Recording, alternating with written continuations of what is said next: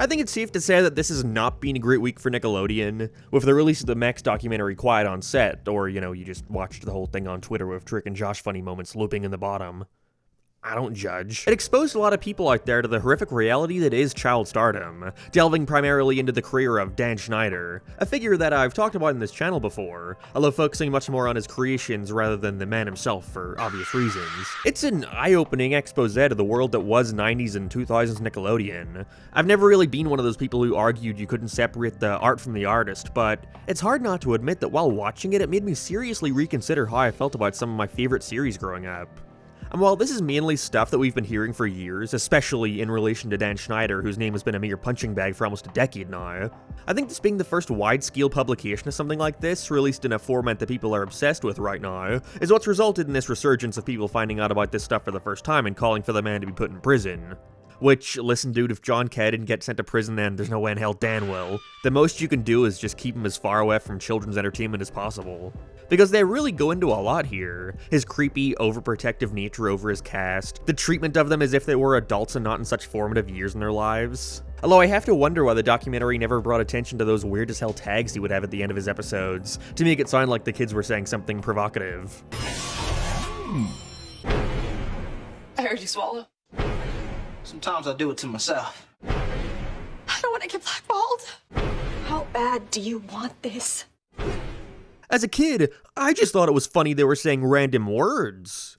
And all this got me thinking. Beyond the allegations and truly abhorrent events that transpired as a result of their poor management, isn't it just weird in general to think about how irrelevant Nickelodeon has become within the last decade? In the 90s and 2000s, they were unavoidable. It was strange for a kid to not be watching Nickelodeon.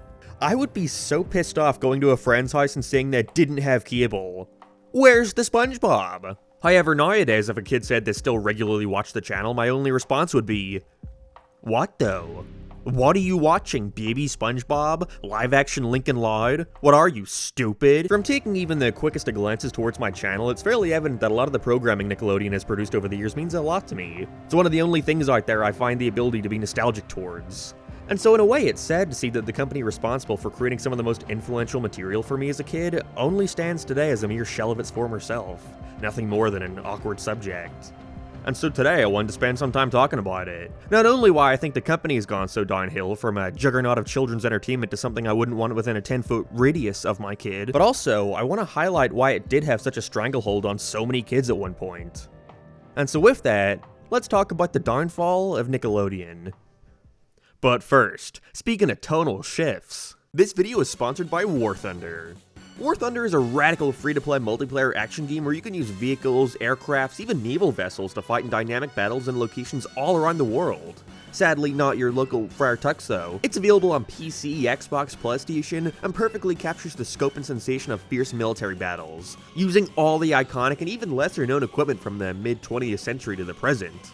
If you're a fan of this stuff, you're going to be blown away at how detailed every element is, both visually and gameplay-wise. For example, there's no health bars. Instead, each attack has an effect on the enemy, such as disabling their track, immobilizing them, or hitting their fuel tank will cause it to ignite.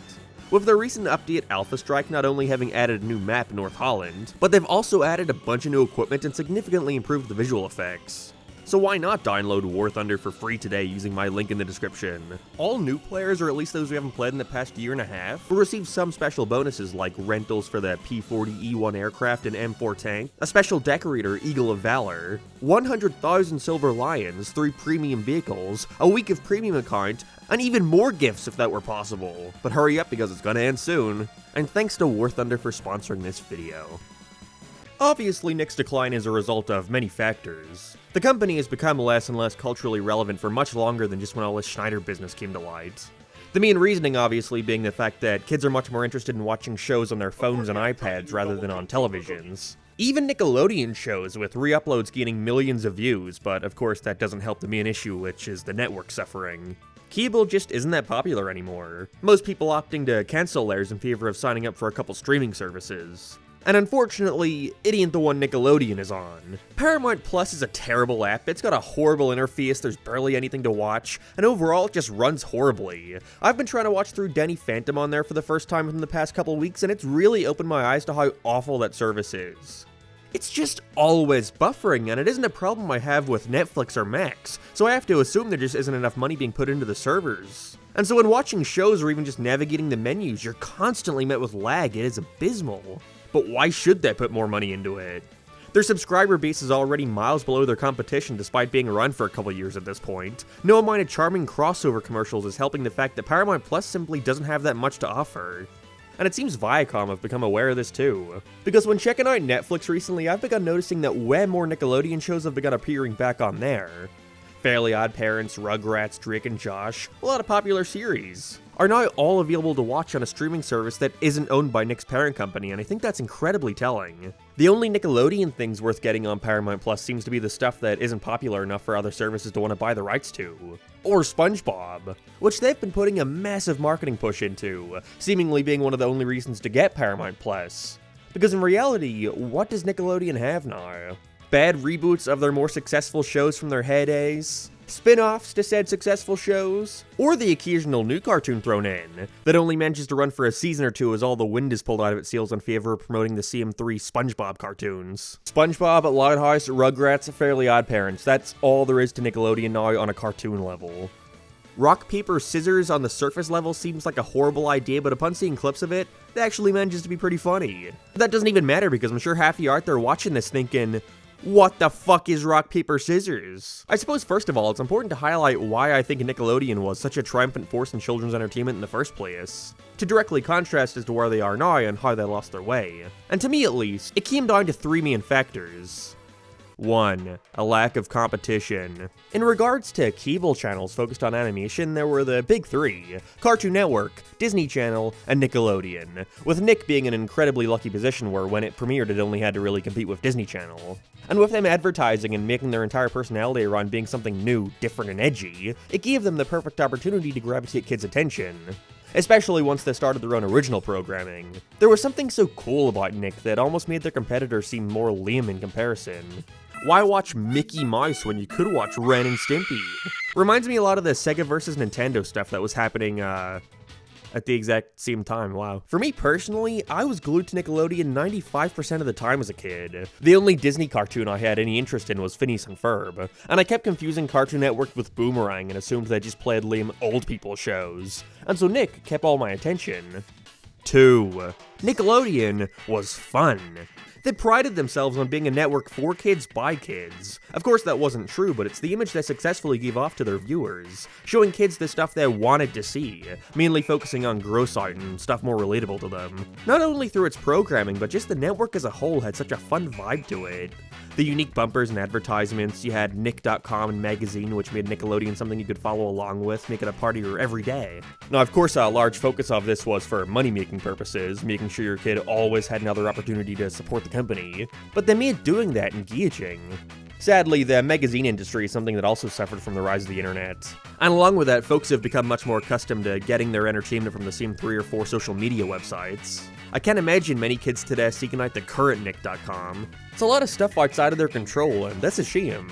But unfortunately, this third factor was mainly a result of poor management.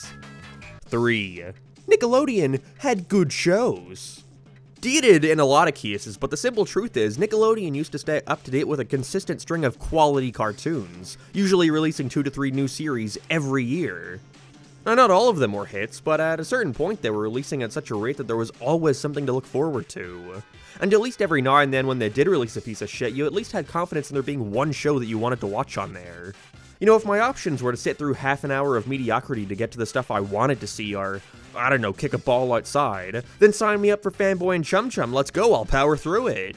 This time 20 years ago, Nickelodeon was getting ready to release Danny Phantom, one of their most iconic series of all time, with the character still being remembered fondly to this day. So much so that it was recently continued in graphic novel form. What is Nick putting out this year? Well again, Rock, Paper, Scissors, a show that again, seems alright.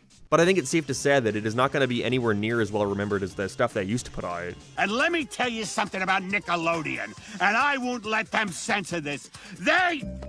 And a big part of that is on their marketing. If a show doesn't become an immediate hit like Spongebob or Loud House, then it's not running for more than 2 seasons. Other than those two, every original cartoon currently airing on the channel is only in its first season, with the rest being nothing but toy tie-ins like Transformers Earthspark or Monster High, or spin-offs and crappy reboots like Rugrats or Camp Coral.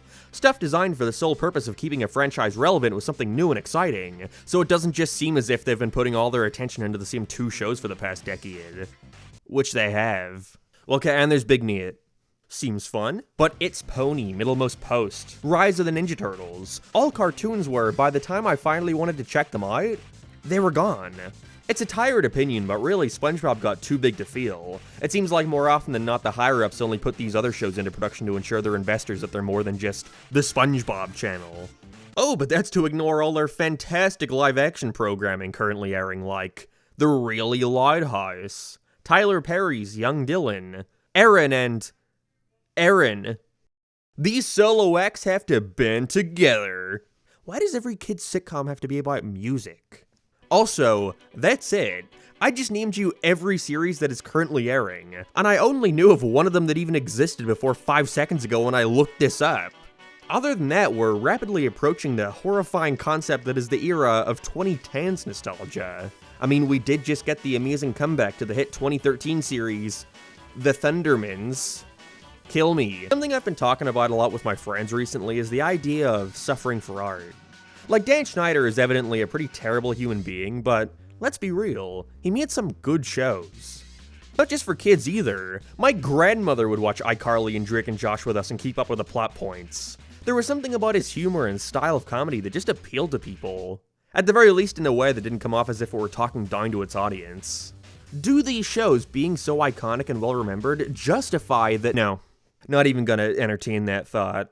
The world could have survived without the Amanda Show if it meant these kids didn't have to be emotionally abused on set. My thought process always comes to the fact that these people talk about Dan's work while ignoring what he was producing before getting fired in the kindest way possible.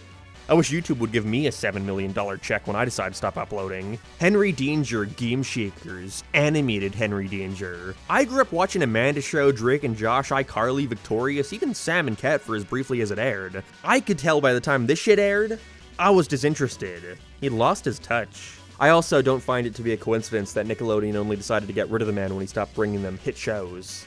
But to come back to the topic of Dan choosing not to talk down to his audience, I really think that is the main factor as to why his shows were so popular. But also, what truly marked Nickelodeon's downfall. And it's that they lost sight of their target demographic. Kids. Growing up in this era, it felt like Nick and Disney Channel were always having such a pissing match with each other to see who could produce the more popular sitcom, and more importantly, who could appeal most to the frightening demographic that is tweens. Nick completely rebranding in 2010 to remove all the fun and charm from their presentation in favor of something sleeker, more cool. With the vice president at the time claiming it to highlight a new focus for the network, and it's no secret what that new focus was. Disney had struck gold with Hannah Montana, and with that, Dan eventually tried his hand at his own teen girl who sings sitcom. Literally every single kid's sitcom under the sun at that time tried to make their character a singer, even though it had no basis in the pre-established setup. Wizard, Sunny with a Chance, even iCarly for a little bit. After Hannah Montana, however, it seemed like Disney had lost the marathon. None of their sitcoms reaching anywhere near the success of Dan's apart from arguably Wizards and maybe Sweet Life on Deck, but I'd argue that was a massive downgrade compared to the original. They still had successful shows, don't get me wrong, I remember Austin and Ally sticking around for a while. But it definitely seems like Nickelodeon's attempts stuck more with kids, and ironically, I think that came down to the adult nature of it. Tweens are in that awkward stage where they want to seem older. They don't want to be seen watching SpongeBob, but they also still watch Nickelodeon. And so Dan had creepily perfected the art of pushing the boundaries for what was acceptable for kids, just enough to appeal to them. It made Victorious and Sam and Cat especially seem so much older and more mature compared to your average kid sitcom. Sam and Cat literally had a fucking Breaking Bad parody and they got away with it. Why? Because Dan could do whatever the fuck he wanted. Are they really gonna question him? Nickelodeon worshipped the man. But as a result of that temporary success that couldn't be replicated after the man clearly ran out of steam, what was Nick left with? Their tween audience has been alienated because they don't want to watch a show about 4 annoying kids becoming millionaires through making Pro Jared's new favorite app. And kids who just want to see cartoons don't want to watch live action stuff, with a majority of Nick's animated material moving over to the much less popular Nicktoons network. They relied so much on Dan Schneider that once they were put in a position to let him go, they had nothing left. Except for SpongeBob. And Linking Loud. And so now, here we are. Nickelodeon has never been more relevant as an entertainment company. Disney Channel at least still creates cartoons that people are interested in watching, that they bother to at the very least promote. And Cartoon Network, well, okay, Cartoon Network's a story for another day, but they've done irreparable damage to the reputation, and I'm not really sure how they can fix it apart from completely restructuring. But maybe that's coming sooner than we think. Last year, Nickelodeon rebranded to reincorporate the colors and abstract shapes that was once iconic to them. Certainly looks a lot better than this. And who knows if this is due to a genuine attempt at showcasing them shifting focus back to what made them so successful in the first place, or perhaps it's just trying to capitalize on nostalgia. But for their own sake, I certainly hope it's the former. Because I love Nickelodeon. It's something incredibly important to me. I'll never forget going to my great-grandmother's house after school and doing my homework while watching Fairly Odd Parents, getting so excited for summer approaching with them airing the School's Eye musical. Or sitting up late at night with my sisters laughing at reruns of The Amanda Show and Drake and Josh. Watching the Kids' Choice Awards every year and being blown away by them integrating and interconnecting their cartoon series with the live action. At one point, Nickelodeon just made me happy. And I hope it can continue making kids happy in the future. But I suppose only time will tell. Subscribe if you wanna. I'm depressed now.